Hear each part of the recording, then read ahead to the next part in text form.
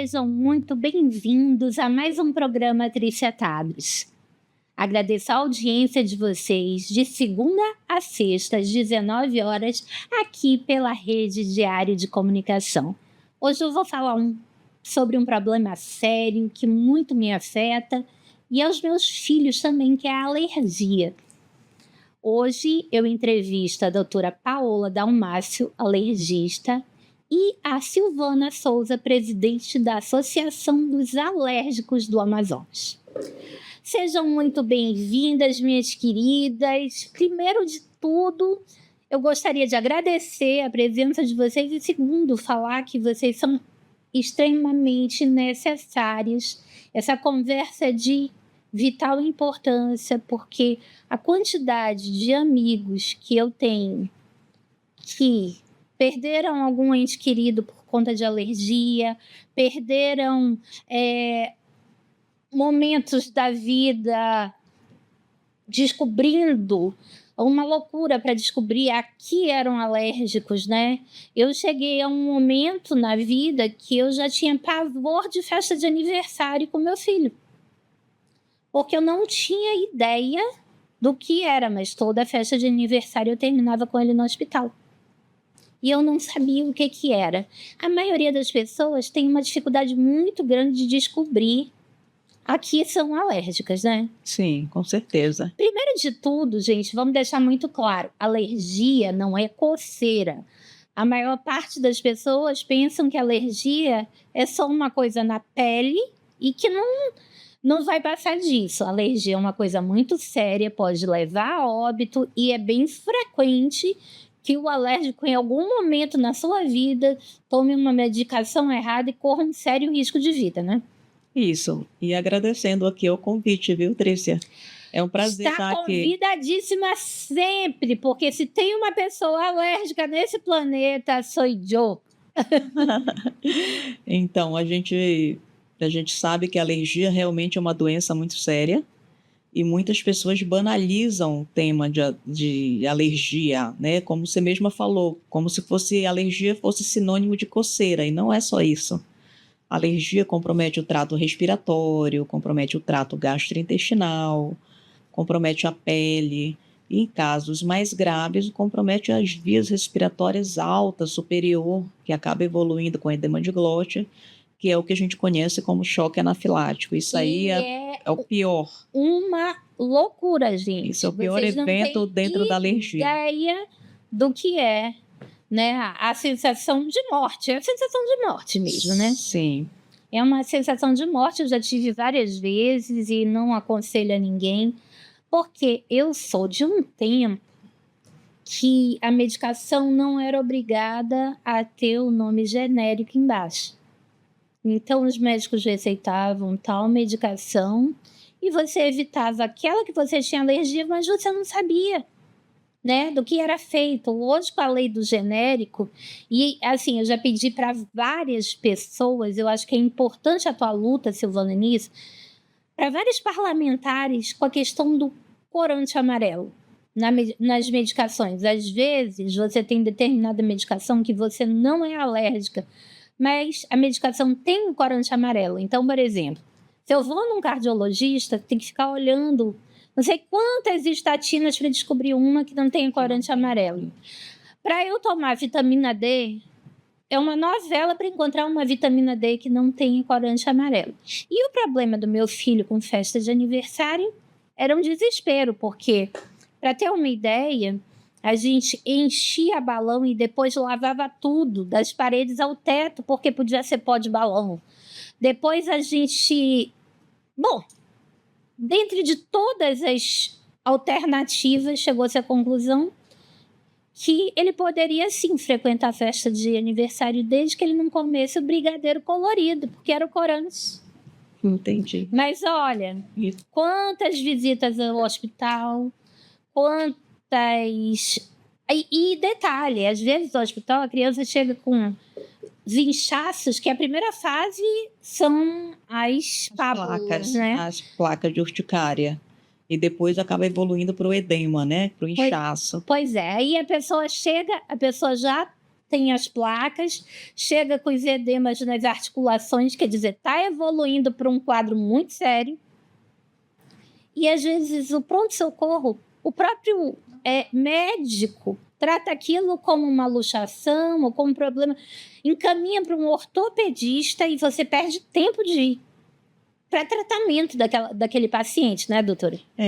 Hoje, cada vez mais, os médicos procuram ficar mais atentos aos sintomas de alergia, principalmente pela divulgação constante na mídia, em relação às sociedades, elas estão se evidenciando cada vez mais, as sociedades de alergia, e agora, sim, em alguns estados existem as associações que também chamam a atenção, né, das pessoas para que compreendam que a alergia não é uma bobagem, e sim uma doença séria, uma doença inflamatória, é uma doença que tem a liberação de células alérgicas, mediadores químicos inflamatórios, e aí isso gera uma cascata e com vários sinais e sintomas.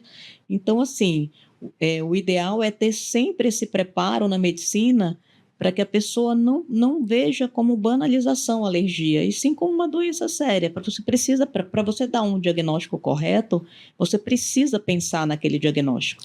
Mas eu acho que toda a sociedade tem que se conscientizar. Quando eu falo nos hospitais, é no setor de triagem, que geralmente a triagem, nem em todo lugar você tem uma triagem experiente.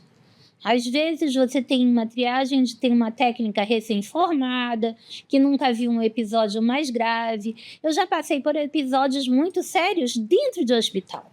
Por exemplo, né, a minha primeira filha, que eu perdi, que era prematura, o que aconteceu comigo? Eu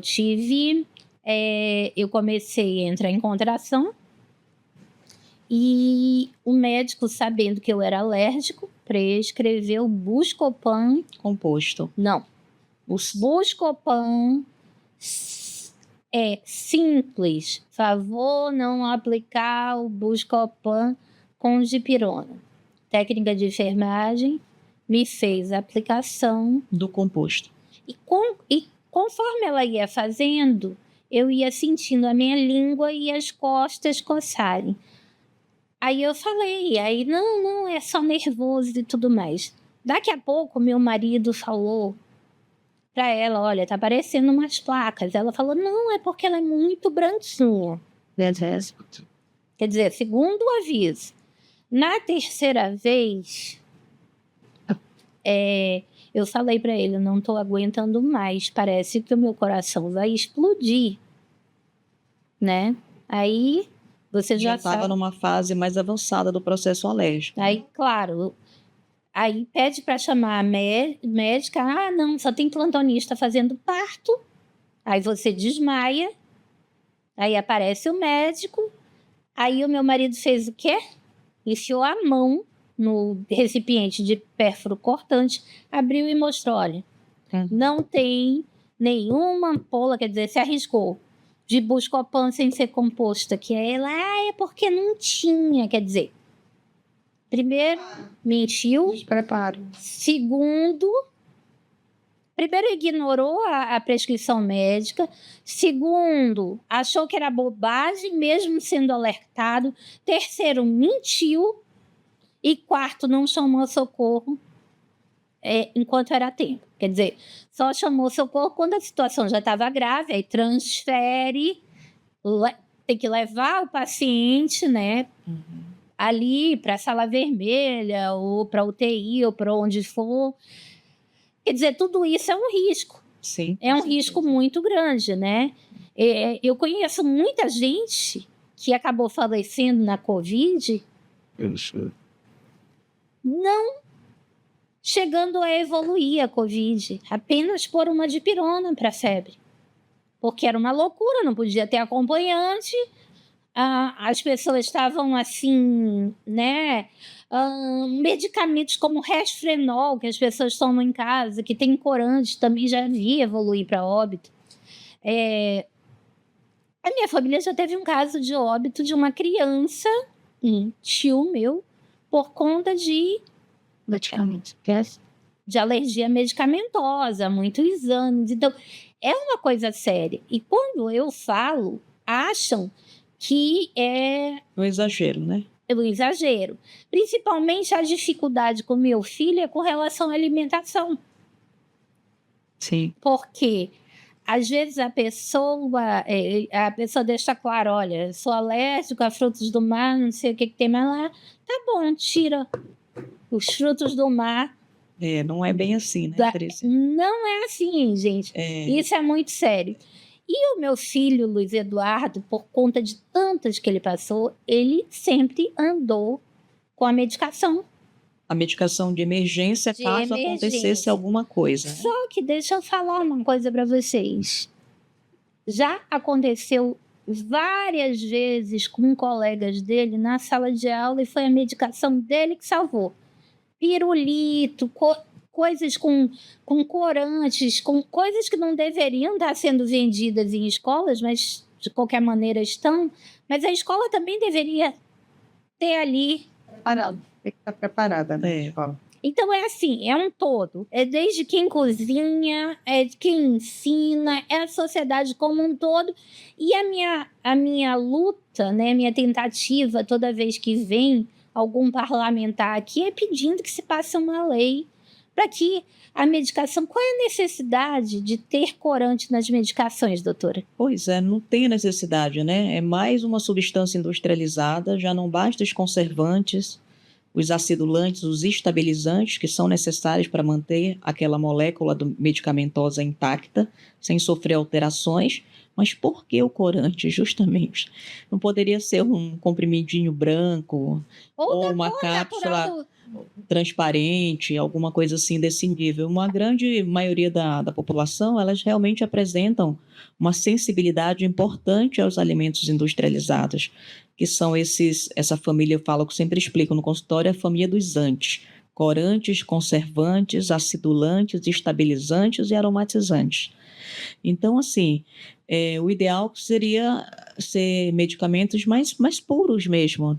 Mas, assim, para preservar a química daquele produto, daquele medicamento, é necessário a adição de algumas substâncias químicas.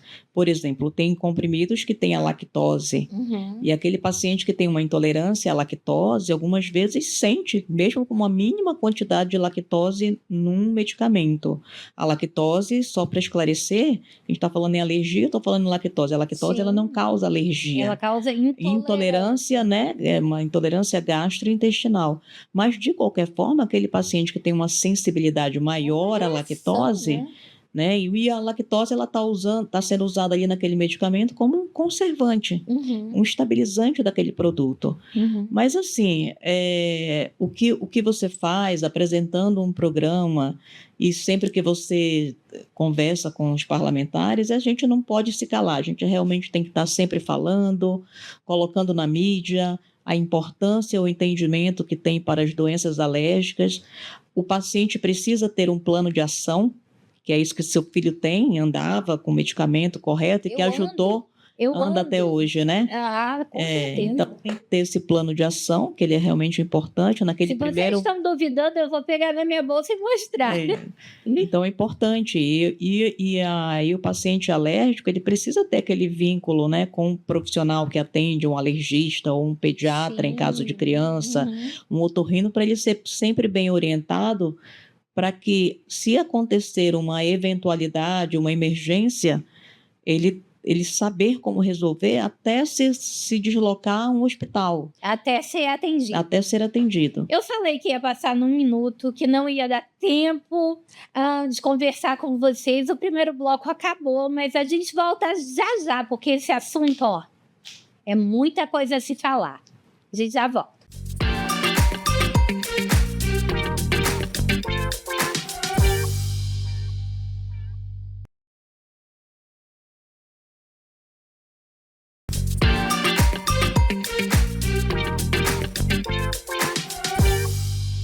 Voltando aqui com essas meninas maravilhosas que fazem um trabalho incrível da conscientização a respeito da alergia. Para quem duvidou de mim, olha aqui.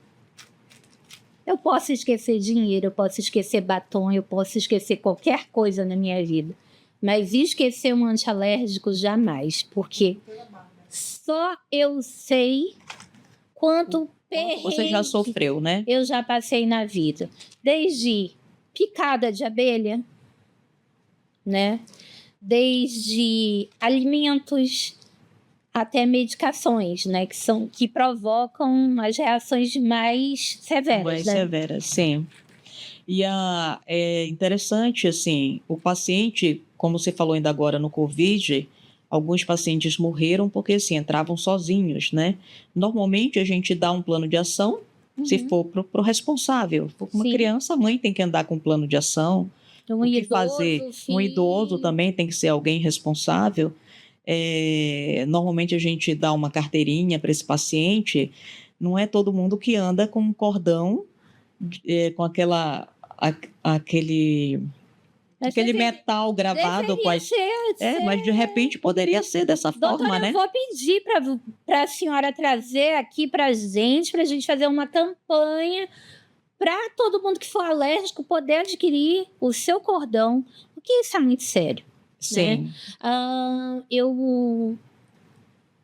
Eu me recordo quando eu tinha o meu filho mais novo, existia uma moça que estava em trabalho de parto, viúva. O marido tinha acabado de falecer por conta de um resfrenol, porque não queria que o bebê nascesse. Ele, estando gripado, tomou uma medicação para gripe, foi a óbito e ela entrou em trabalho de parto, né? Porque ninguém aguenta uma emoção nesse nível, Sim, né? com certeza. Para ver o quão grave pode ser, né?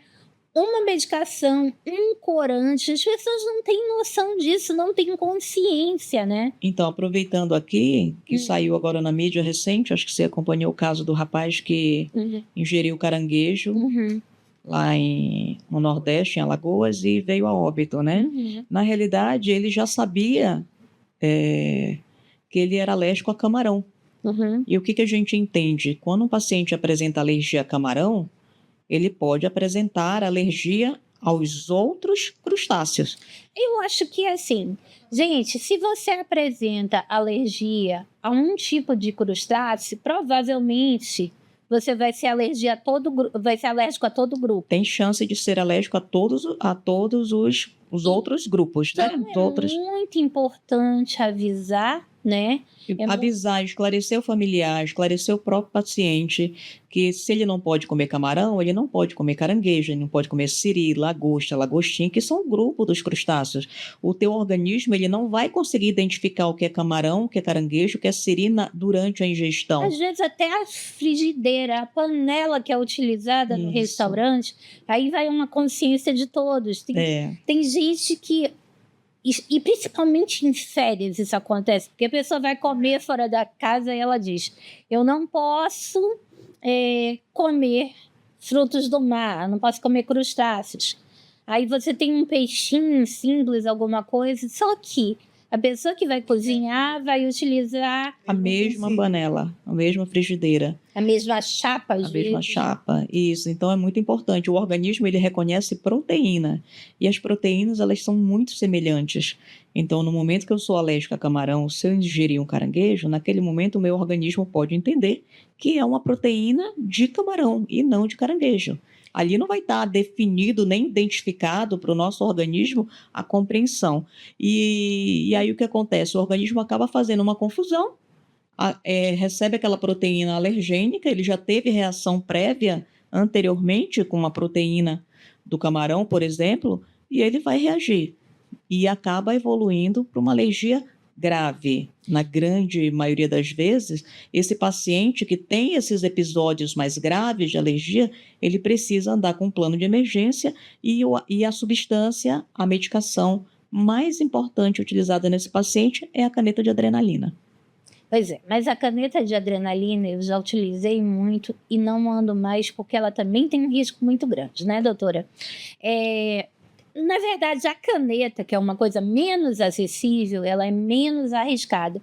Mas quando a gente faz anda com a ampola de adrenalina, às vezes você explica e a pessoa não faz a dose correta, Trícia. O risco de andar, quando você anda com a caneta de adrenalina, a dose ela é correta, ela vem somente aquela dose que vai ser aplicada. Mas agora você já tem a EpiPen vendendo aqui em Manaus? Porque não, a EpiPen ela é importada, né?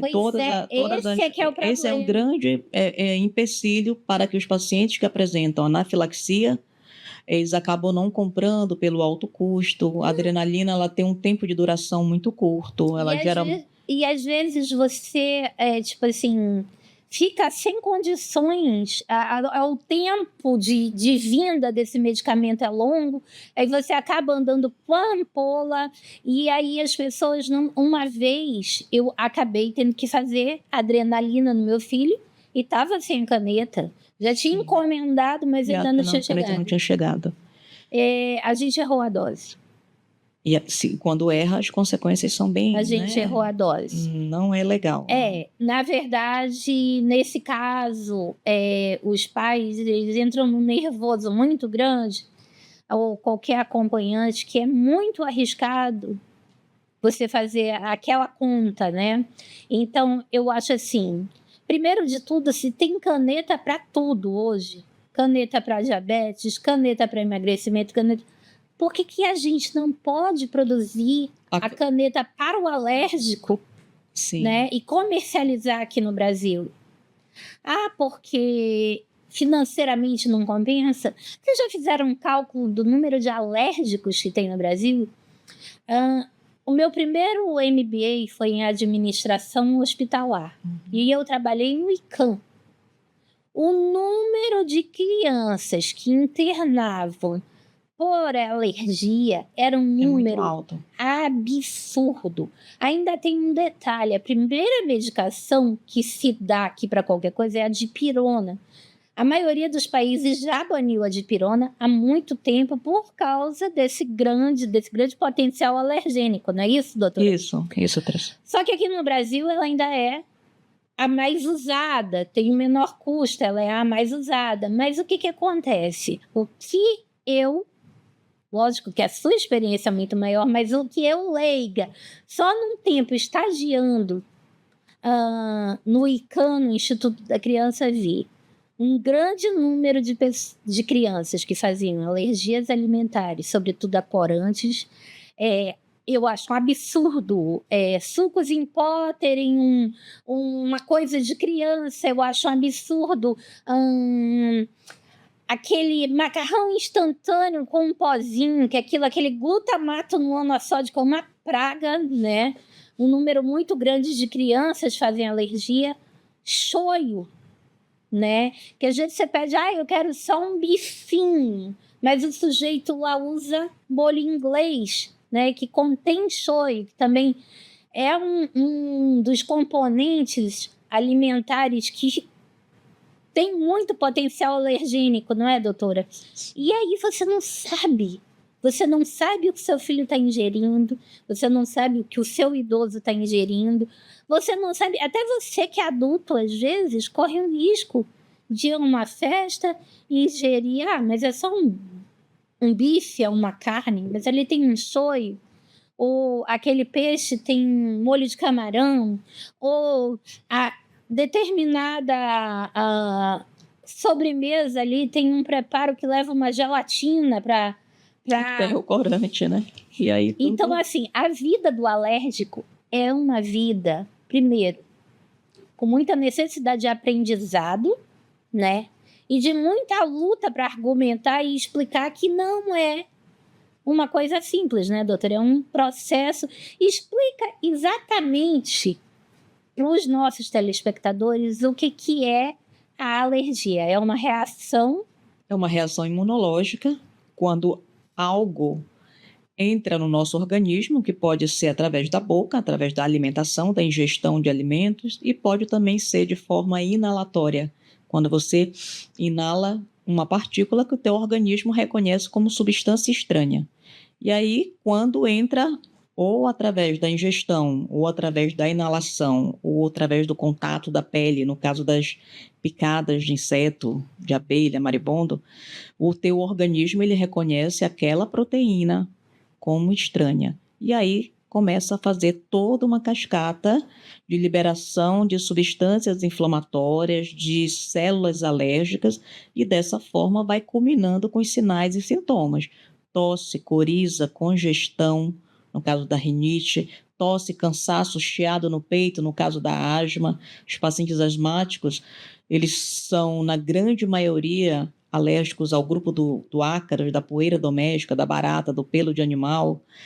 E aí, esse paciente pode ter também náuseas, vômitos, dor abdominal, tosse, cansaço, chiado, sensação de aperto na garganta, sensação de que está fechando a língua, fica uma sensação de que está grande, uma dificuldade de deglutição, uma dificuldade de respiração. Isso acontece no caso dos alérgicos alimentares.